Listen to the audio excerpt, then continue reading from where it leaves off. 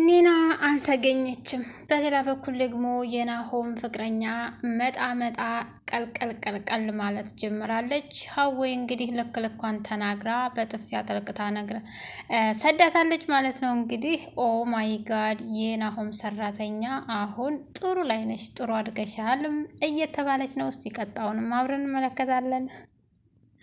ሰላም ጋይስ፣ ሰላም አለይኩም ወራህመቱላሂ ወበረካቱ። ሰላም ጤና ይስጥልኝ። እንዴት አላችሁ? ሰላም ነው ወይ? በያላችሁበት የዓለም ዳርቻ በሙሉ ሰላማችሁ ብዝዝት ይበል። እንዴት ናችሁልኝ? አለሁ እኔ ሰላም ነኝ። ፈጣሪ ከክፉ ነገር ይጠብቃል። ዛሬ ደግሞ እንግዲህ በአዲስ ቪዲዮ መጥተናል ማለት ነው። ሀባይብ ያው እኔ አንድ ቀን ነው የምመጣው፣ ግን ላይክ እና ሰብስክራይብ እያደረጋችሁኝ አይደለም። ለምን? እኔ እህታችሁ አይደለሁም? አድርጉኝ፣ የምር አድርጉኝ። ሐራም አለይኩም። ለማንኛውም በያላችሁበት የዓለም ዳርቻ ጤናችሁን ሲስጣችሁ። ከጤንነት የበለጠ ሀብት የለም ሀባይቦቼ። የልብ የሚያናግረው ጤንነት ነው። በባለፈው ክፍለ ጊዜ እንግዲህ ጽናት ድራማን አይተን ነበር ማለት ነው ሀባይብ። ዛሬ ደግሞ እንደ አዲስ ታድሶ መጥቶላችኋል ማለት ነው ሀባይቦቼ። ጽናት ለሰኒ ደውላላት ነበረ። ኒና መጥፋቷን ተከትሎ ጠፍታ አድራ ነበር። ያለ ወትሮዋ ጠፍታ አደረች። ምን ሆና ነው? በእርግጥ እሷ በሄደችበት ለማዳ እንደሆነች እና እንዲሁም ደግሞ ሁሉም ሰው እንደሚወዳት ታውቃለሁ። ነገር ግን የት ሄዳ ነው እያለች ጽናት በጣም አስባ ነበረ። ነገር ግን ደግሞ የሄደችው ኒና ዘንድ ነው። ማን ነው? ሰኒ ዘንድ ነው። ሰኒ እንግዲህ ስትቀበላት በመጥፎ ወይም ደግሞ በማይሆን ነገር ነበር የተቀበለቻት። ነገር ግን ደግሞ ድጋሚ በሽታ ወይም ደግሞ ውድቀት ወይም ደግሞ መጋጨት ተፈጥሮ ነበረ። ያ ማለት ውጭ በቃ ሄጅ ስትላት እጇ ላይ ዘግታባት ነበረ። ነገር ግን ደግሞ አይ እንጂ እዛ አድርገሽ አሁንም ደግሞ ልትዘጊብኝ ነው በማለት ቤት ውስጥ ገብታ ነበር። ቤት ውስጥ እንግዲህ ለምን አታስተናገጀኝም ስትላት አይታችኋል።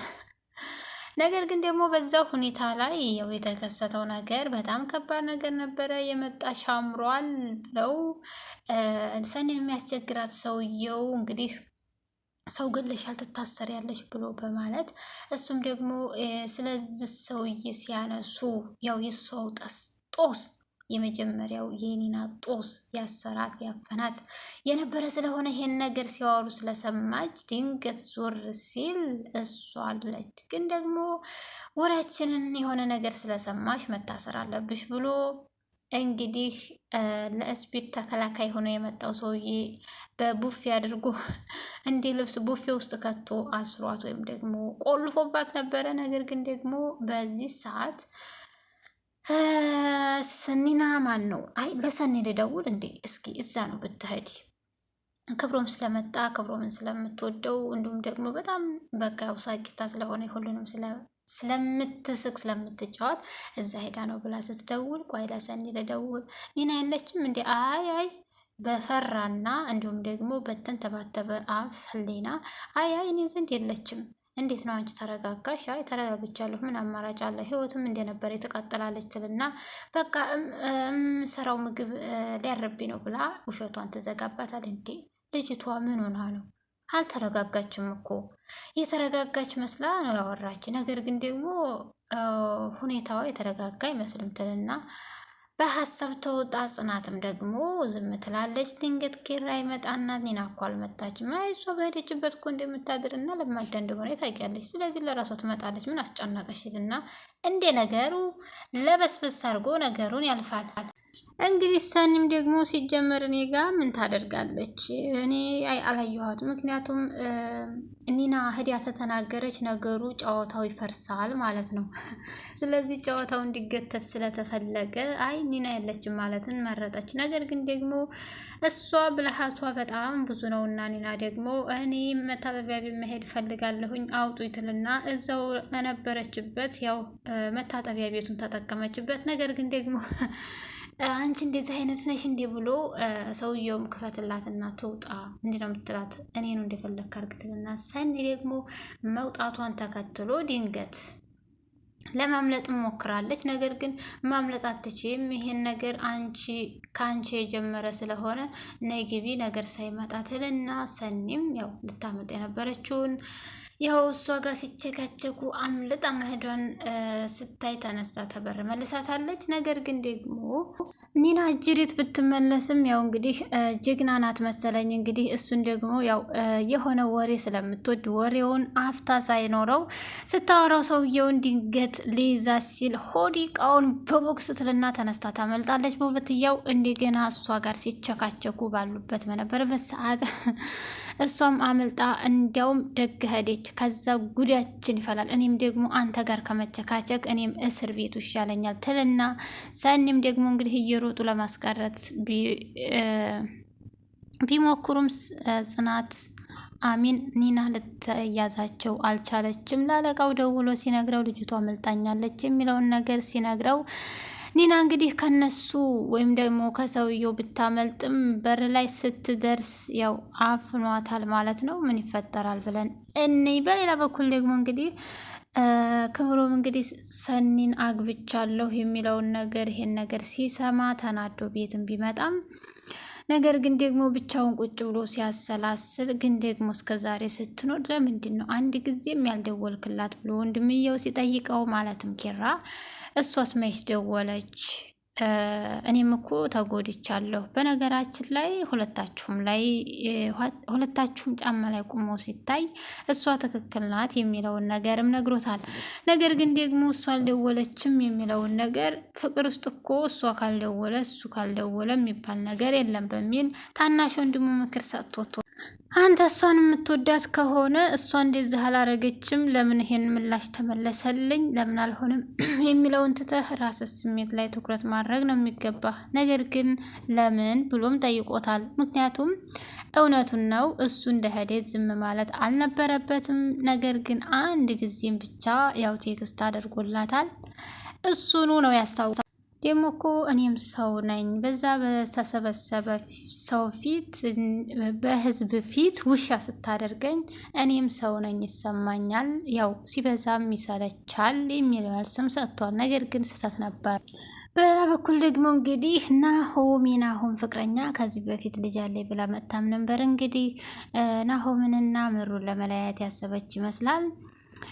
ልጅ አለኝ እያለች ስትለው ምሩም ፊት አልሰጠቻትም። በጥፊ ነው ያስተናገደቻት፣ እሱም በጥፊ ነው ያስተናገዳት። ከዚህ በፊት እንደውም ቤቷ ድረስ መታ ምሩን ለማነቅ ብትሞክርም ነገር ግን ደግሞ እነሱ ምንም አይነት ፊት አልሰጧትም። ዛሬ ደግሞ መታ እንዳውም እሱ ፊት ሳይሰጣት ሲቀር ለአባትየው ተናግራ ነበር። አባትየውም ደግሞ የተቀበላት እሷን ነው።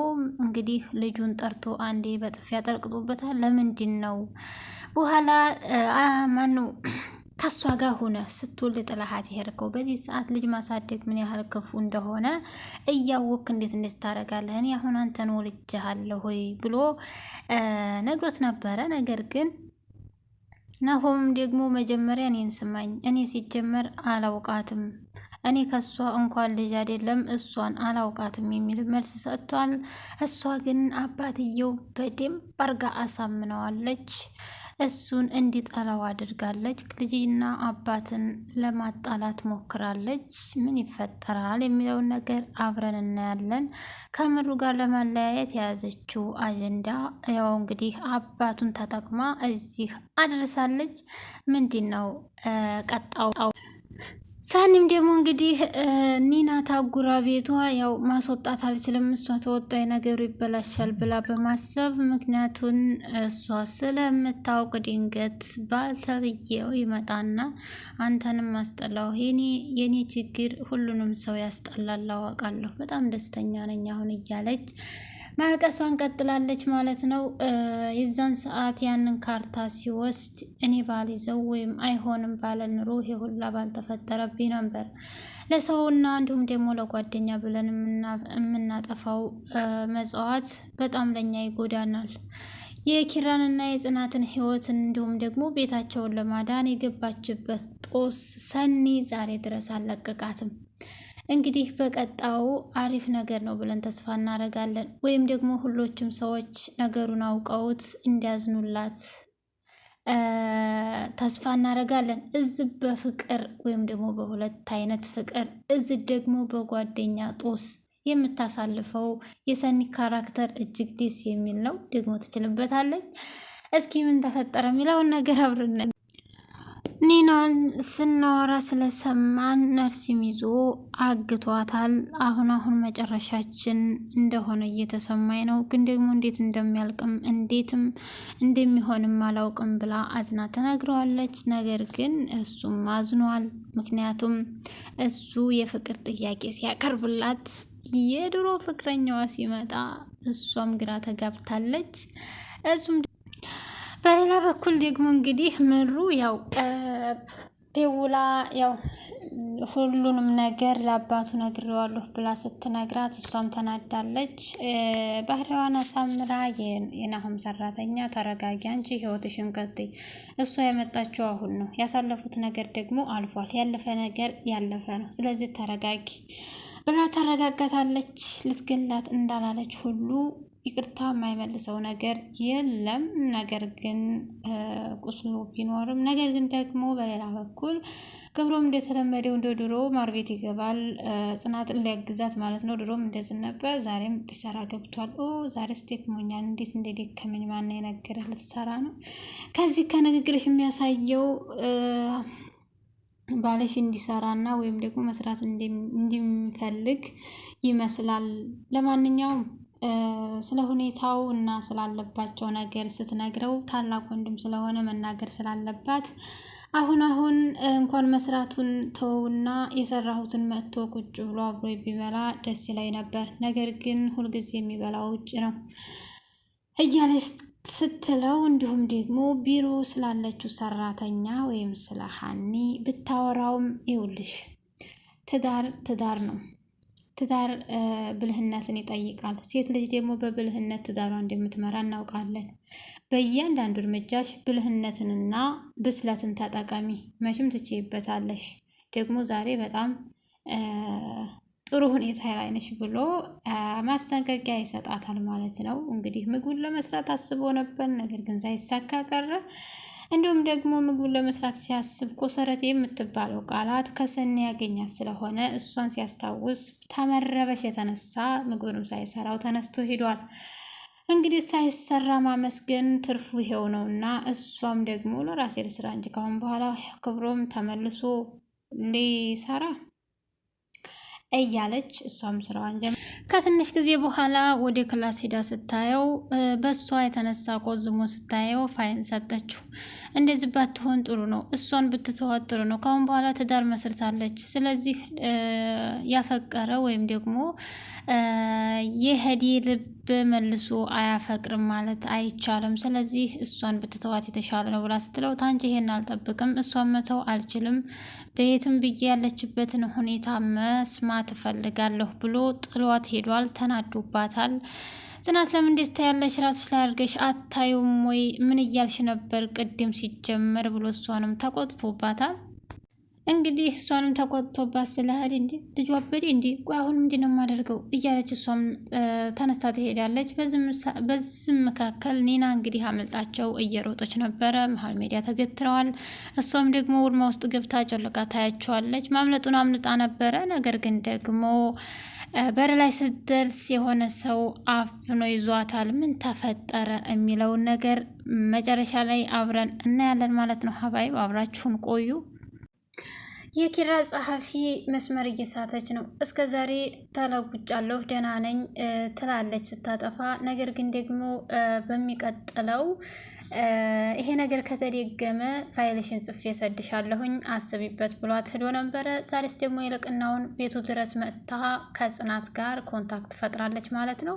ምን እንደሚሻላት አላውቅም። እንግዲህ ጥሩ ሰራተኛ ስለሆነች ማስወጣት አልቻለም።